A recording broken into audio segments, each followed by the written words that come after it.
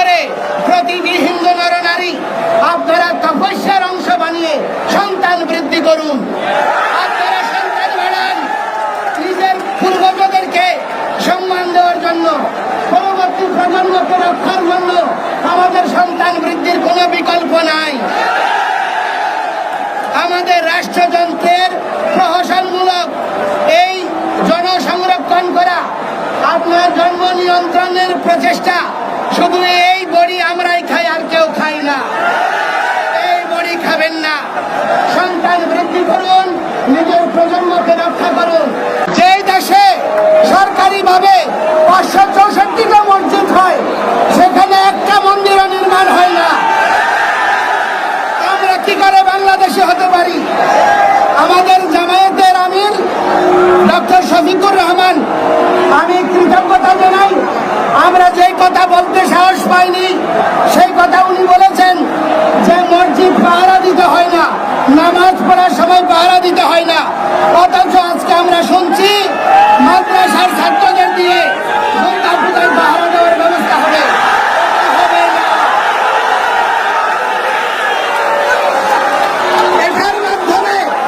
এটার মাধ্যমে মাননীয় ধর্ম উপদেষ্টা বিশ্ববাসীর কাছে বাংলাদেশের হিন্দুদের বাস্তব চিত্র তুলে ধরেছে যে এই দেশে হিন্দুরা কত বিপন্ন হলে অপরাপর ধর্ম বিশ্বাসের মানুষকে পাহারা দিয়ে তাদের অস্তিত্ব রক্ষা করতে হয়। সেই জন্য আমরা এই ধরনের কোন প্রচেষ্টার সঙ্গে সহমত পোষণ করি না।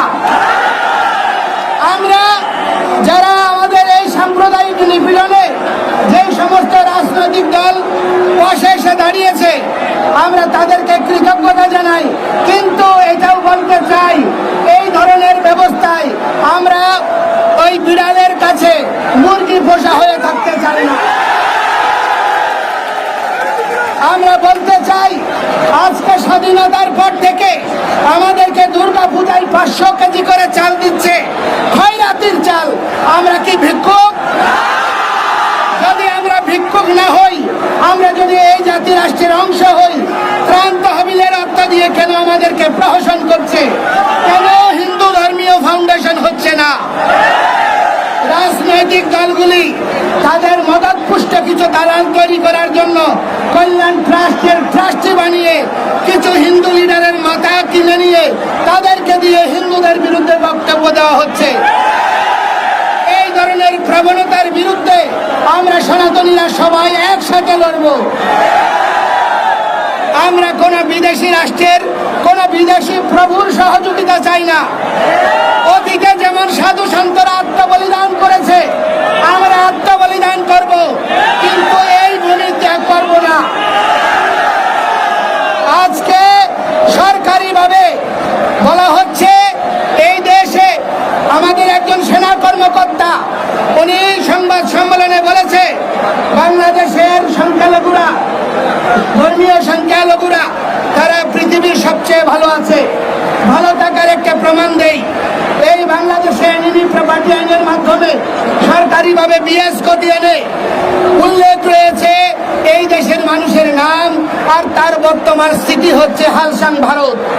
তাহলে সরকার স্বীকার করে নিয়েছে এই দেশের মানুষ পালিয়ে ভারত চলে গিয়েছে। আজকে অনেকে সীমান্তে 2 জন হিন্দু মারা গিয়েছে, এই জন্য মায়া দরদ দেখাচ্ছে, ইন্ডিয়ার বিরুদ্ধে স্লোগান দিচ্ছে। তো আমি বলতে চাই, তারা কেন সীমান্তে গিয়েছে আগে ওইটা খুঁজে নিন। তারা কেন বিএসএফ এর গুলিতে মরতে গিয়েছে? কারণ এখানে বেঁচে থাকা তাদের জন্য একটা জীবন মৃত্যুর প্রহসন ছাড়ার কিছুই নয়। এই পরিস্থিতি কোনোভাবে আমরা মেনে নিতে পারি না। একটা জিনিস মনে রাখবেন, বাংলাদেশের মানুষকে আজকে আপনারা রোহিঙ্গাদেরকে সংরক্ষণ করছেন।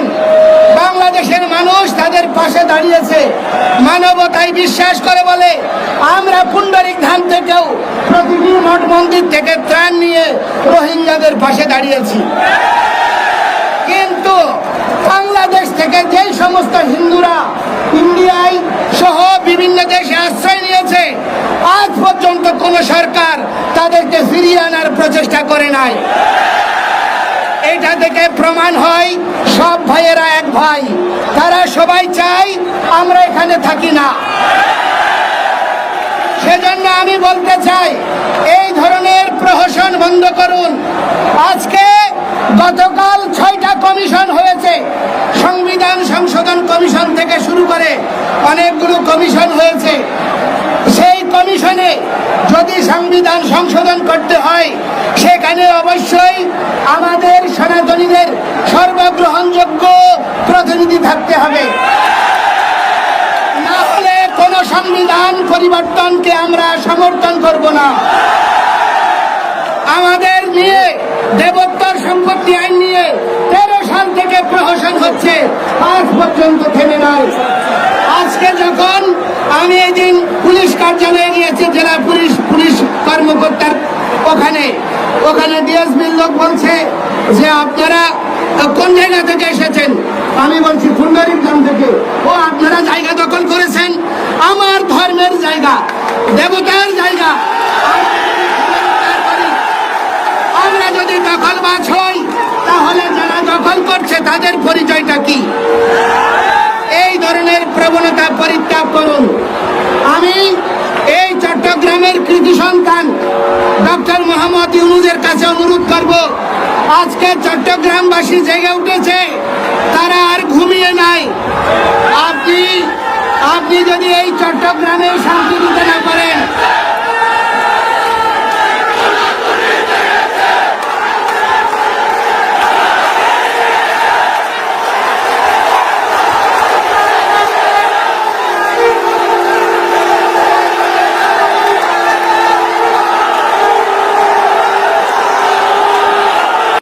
আমি সকলকে অনুরোধ করব আমাদেরকে নিয়ে আর খেলবেন না। বহুদিন হয়েছে, আমরা কেউ আর ঘরে ফিরে যাব না। আজকে সারা বাংলাদেশ দেখুক, চট্টগ্রামের সমস্ত বিভাগের মাঠ মন্দিরের মহান্ত মহারাজরা যারা সাধনায় নিমজ্জিত ছিল, তারা সকলে আজকে এই আন্দোলনে যোগদান করেছে। সাধুরা মাঠে নেমেছে।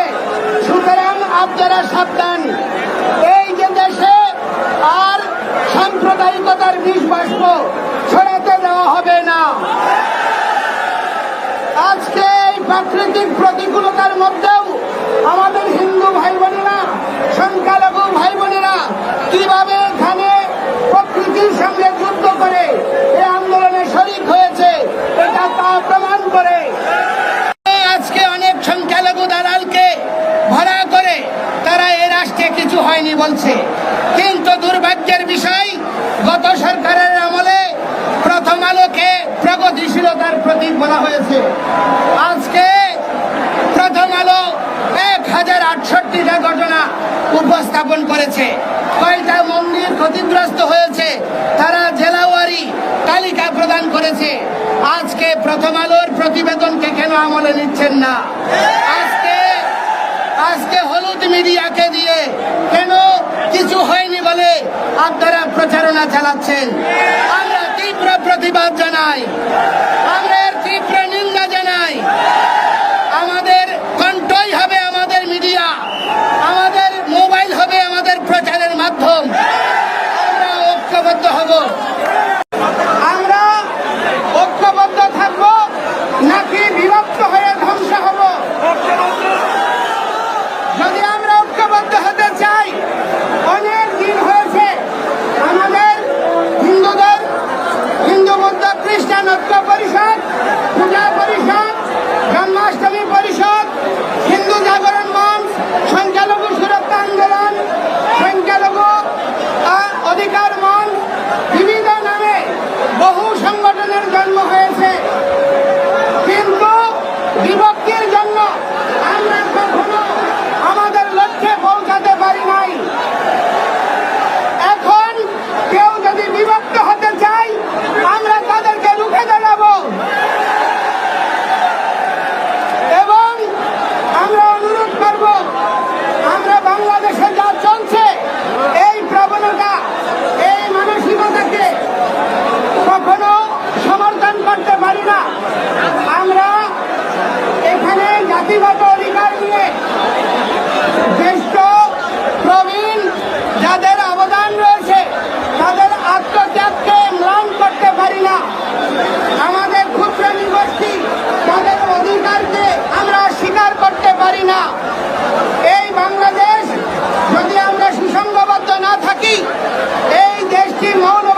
রাষ্ট্রে পরিণত হবে।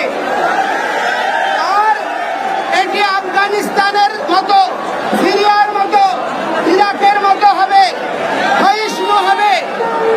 বাংলাদেশের প্রগতিশীল প্রতিটি মানুষের, বাঙালি জাতীয়তায় যারা বিশ্বাস করে, বাংলাদেশের অস্তিত্বে যারা বিশ্বাস করে, তাদের সকলকে সুসংঘবদ্ধ হওয়ার সময় এসেছে।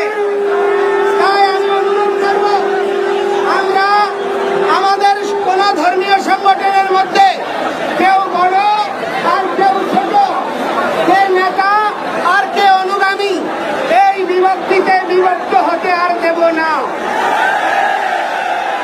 আমি প্রত্যেক আমাদের প্রবীণদের 50% প্রবীণেরা আর 50% নবীনেরা সমন্বিতভাবে সব সংগঠনগুলো পুনর্গঠন করা প্রয়োজন